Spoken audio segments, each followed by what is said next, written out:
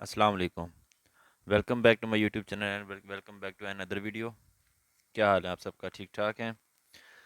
आज हमारी एक्सरसाइज है 1.4। इसके अंदर हमने डिस्कस करना है कि मैट्रिसेस आपस में मल्टीप्लिकेशन किस तरह से होते हैं और होते हैं उनकी कंडीशन है। कुछ कंडीशंस होती हैं कि भाई ये हो सकते हैं या नहीं हो सकते। इस तरह से हमने इसको सॉल्व करना है, देखना है और देख के ही फैसला करना है कि भाई हाँ ये सॉल्व होते हैं या नहीं होते। अगर होते हैं तो किस तरह से, नहीं होते तो उसकी रीज़न क्या है। ठीक है, तो आज हमारे डिस्कशन है इस पे मल्टीप्लिकेशन पे, यानी कि प्रोडक्ट ऑफ मैट्रिसेस। ठीक, 1.4 का फर्स्ट क्वेश्चन है, which of the following product of matrices is conformable for multiplication.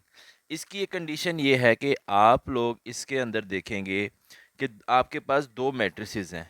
जैसे कि फर्स्ट मैट्रिक्स है 1 - 1 0 2 एंड सेकंड है -2 3।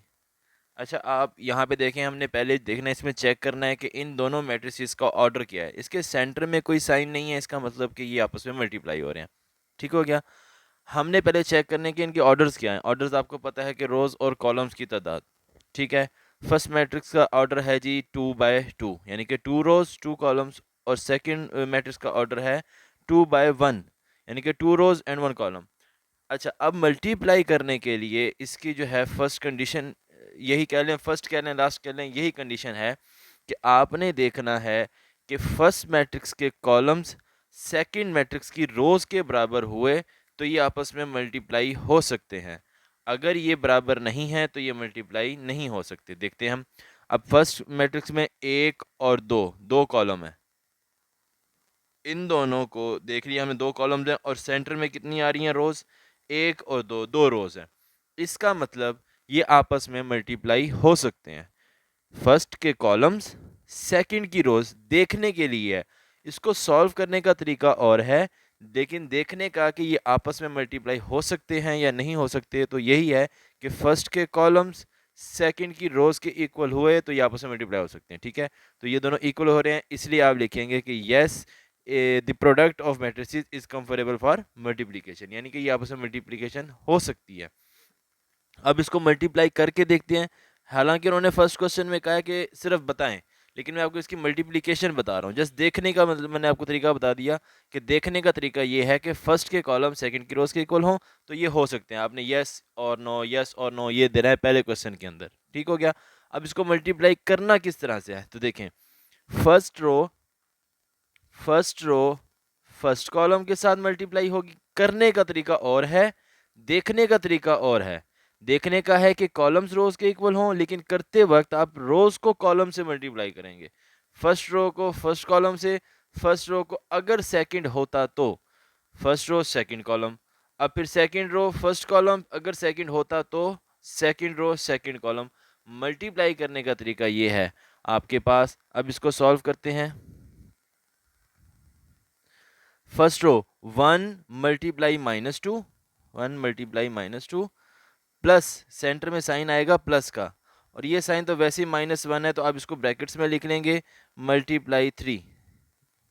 ये देखें, हमने फर्स्ट रो को फर्स्ट कॉलम से मल्टीप्लाई किया। 1 × -2, ये 1 इससे हो रहा है, और सेकंड वैल्यू सेकंड से, फर्स्ट फर्स्ट से, सेकंड सेकंड से। अगर इसके आगे कॉलम होता तो हम यहाँ पे दूसरा कॉलम लिखते, अब वो नहीं है इसलिए जस्ट हम ये लिख रहे हैं। ऐसे ही सेकंड 0 × -2 प्लस 2 × 3। ठीक, अब यहाँ इसको आगे लिख रहा हूँ सिर्फ समझाने के लिए है कि -2 को मल्टीप्लाई किया -1 तो आंसर -2, प्लस माइनस माइनस, 3 × 1 = 3। नीचे क्या आ रहा है? 0 किसी भी वैल्यू से मल्टीप्लाई हो उसको 0 कर देता है, और 3 × 2 = 6। अब यहीं पे लिख देते हैं इसका आंसर। -2 -3 कितना हो गया? -5, और 0 + 6 6। ये इसका आंसर आपके पास। देखिए, इसके अंदर आपने फिर गौर करना है कि आपके पास मल्टीप्लाई होने के लिए क्या वैल्यूज होनी चाहिए, कि मैट्रिसेस क्या होने चाहिए कि फर्स्ट के कॉलम सेकंड की रोज के इक्वल हों, लेकिन करते वक्त रोज को कॉलम्स के साथ, रोज को कॉलम के साथ, मैंने पहली रो को कॉलम से किया तो पहली वैल्यू को पहली के साथ, सेकंड वैल्यू को सेकंड के साथ, नीचे वाली के साथ, ये देखिए मल्टीप्लाई किया, फिर सेकंड को सेकंड के फर्स्ट वैल्यू को फर्स्ट के साथ, सेकंड को सेकंड के साथ मल्टीप्लाई किया, फिर इनके साइन देख लिए, जो साइन बन रहे हैं वही लगाए और उस तरह से उसको सॉल्व करके हमने इसका आंसर लिया। ये जस्ट इतना सा क्वेश्चन है कि मल्टीप्लाई करते किस तरह से हैं। अब देखें इसके अंदर सिर्फ बताना है कि ये आपके पास मल्टीप्लाई हो रहे हैं या नहीं। इसमें देखते हैं, देखें फर्स्ट सेकंड दो कॉलम दो रोज हो सकता है, यहाँ पे एक कॉलम दो रोज, इसलिए ये मल्टीप्लिकेशन नहीं हो सकता। इसमें दो कॉलम दो रोज हो सकता है, तीन कॉलम तीन रोज हो सकता है, ठीक है। अब क्वेश्चन नंबर 2 पे आते हैं। उन्होंने कहा है कि जी A इक्वल टू ये मैट्रिक्स है और B इक्वल टू ये मैट्रिक्स है, इनको फाइंड करें AB एंड BA। इसको आपने सॉल्व करना है। ये जस्ट इस तरह से सॉल्व होगा जैसे ये क्वेश्चन हमने किया, ये इसी तरह से सॉल्व हो जाएगा। इसका आंसर आ जाएगा AB का आंसर निकल आएगा और BA का आंसर नहीं निकलेगा। क्यों? क्योंकि आपका B मैट्रिक्स फर्स्ट पे आ जाएगा। जब ये B मैट्रिक्स फर्स्ट पे आ गया तो इसके कॉलम की तादाद कितनी है? एक, और इसकी रोज की कितनी? दो। तो B A is not possible. उन्होंने इसलिए पहले लिखा है कि इफ पॉसिबल, अगर पॉसिबल है तो। ए बी पॉसिबल है लेकिन बी ए पॉसिबल नहीं है, इसीलिए आप क्या करेंगे, लिख देंगे कि B A is not possible. Done. Find the following products, इनके प्रोडक्ट्स फाइंड करने हैं, ये आपको मैंने बता दिया किस तरह से करने हैं। इसके कॉलम्स कितने हैं? एक और दो। रोज कितनी हैं? दो। ये आपस में मल्टीप्लाई हो जाएंगे। इस तरह से देखना है, ये मल्टीप्लाई ये भी मल्टीप्लाई। और जस्ट थर्ड वैल्यूज भी इसी तरह से है कि ए बी को मल्टीप्लाई करना है इक्वल टू बी ए। इस क्वेश्चन में भी इसी तरह से होगा, जब आप ए और बी को मल्टीप्लाई करेंगे तो आपका आंसर जो आएगा वो बी और ए को जब मल्टीप्लाई करेंगे तो आंसर आपका चेंज आ जाएगा। जब चेंज आएगा आंसर तो आप यहाँ लिखेंगे A B is not equal to B A, क्योंकि ये एक दूसरे के इक्वल नहीं है। क्योंकि ये जब बी वाला मैट्रिक्स फर्स्ट पे आ जाएगा तब ये अपनी वैल्यूज मल्टीप्लिकेशंस की चेंज कर देगा, जिसकी वजह से आंसर सेम नहीं होगा। ठीक हो गया। ये वाले क्वेश्चंस मल्टीप्लिकेशंस के हैं। माइनस मैंने आप लोगों को पिछली उसमें वीडियो में समझा दिया था कि प्लस माइनस कैसे करना है।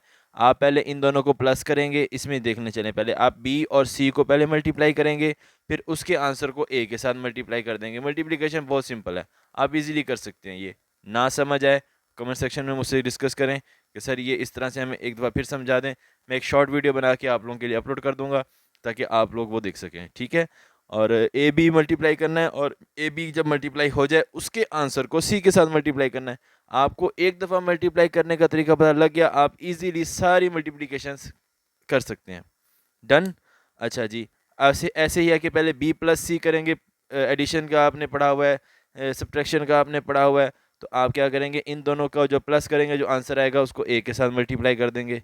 पहले ए बी फाइंड करेंगे, फिर ए सी फाइंड करेंगे, इन दोनों के आंसर्स को आपस में प्लस कर देंगे। जस्ट आपको क्वेश्चन देख के समझना आता हो कि इसके अंदर हो क्या रहा है, कर क्या रहा है, कह क्या रहा है, बस। अगर आपको ये चीज़ समझ आ गई आप इजीली अपना क्वेश्चन सॉल्व कर सकते हैं। जैसे कि अब इसमें देखेंगे ये बी माइनस सी कर रहा है कि हमने पहले जो ब्रैकेट्स वाली वैल्यूज होती है पहले इसको सॉल्व करते हैं, क्योंकि बोर्ड मास रूल आप लोगों ने पढ़ा हुआ है। बोर्ड मास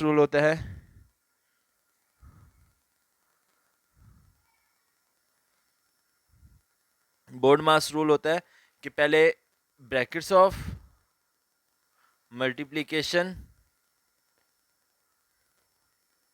पहले फर्स्ट बी से आ गया ब्रैकेट्स ऑफ, फिर आ जाएगा मल्टीप्लिकेशन, ये डी लिखना भूल गया था मैं, डिवीजन, बोर्ड मास रूल, डिवीजन, मल्टीप्लिकेशन, एडिशन और सब्ट्रैक्शन। यानी कि आप पहले ब्रैकेट्स ऑफ करेंगे, फिर उसके बाद डिवीजन करेंगे, डिवाइड, फिर मल्टीप्लिकेशन करेंगे,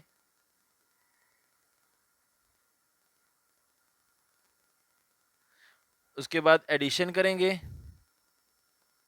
और उसके बाद सब्ट्रैक्शन करेंगे। इस रूल के हिसाब से आप मैथ के क्वेश्चन सॉल्व करेंगे, अदरवाइज आप कोई और रूल यूज़ नहीं कर सकते। इसलिए देखें हम पहले क्या कर रहे हैं, इसके अंदर हमारे पास आ रहा है माइनस, तो b माइनस सी हम क्या कर रहे हैं, आप कहेंगे सर इसके अंदर आप पहले माइनस कर रहे हैं, लेकिन हम माइनस नहीं कर रहे हैं, हम ब्रैकेट्स ऑफ कर रहे हैं कि ब्रैकेट्स वाली वैल्यूज को सॉल्व कर रहे हैं। तो हमने उसको सॉल्व किया, वो जब सॉल्व हो गई तो फिर हमने उसको a के साथ मल्टीप्लाई कर लिया। ठीक है, ये हमारा हो गया। इसका लास्ट क्वेश्चन है, लास्ट क्वेश्चन भी देखें इसी तरह से है। Question number 6, for the matrices A B C, 3 matrix दिए हुए हैं, इसमें ए और बी को मल्टीप्लाई किया, उसका ट्रांसपोज। ट्रांसपोज मैंने आपको बताया था कि रोज को कॉलम्स में चेंज कर दो बस, या कॉलम्स को रोज में चेंज कर दो। एक काम करना है, दोनों नहीं करने हैं, ठीक है। इसमें आप ए बी का ट्रांसपोज, यानी कि पहले ए बी को मल्टीप्लाई करेंगे, उसका ट्रांसपोज देंगे, या फिर अभी दूसरा सेकंड, ये है लेफ्ट हैंड साइड और ये है राइट हैंड साइड, फिर आप क्या करेंगे, बी का ट्रांसपोज लेंगे, ए का ट्रांसपोज लेंगे, और उन दोनों के आंसर्स को आपस में मल्टीप्लाई कर देंगे। सेकंड क्वेश्चन भी यही है। आपको इस एक्सरसाइज में कोई चीज़ ना समझ आई हो, कुछ ना पता लगा हो, तो मुझे कमेंट सेक्शन में ज़रूर बताएं। मैं आप लोगों के लिए एक शॉर्ट वीडियो ज़रूर अपलोड करूँगा ताकि आप लोग को आसानी हो सके। तब तक के लिए मिलते हैं नेक्स्ट वीडियो में इंशाल्लाह। अल्लाह हाफिज़।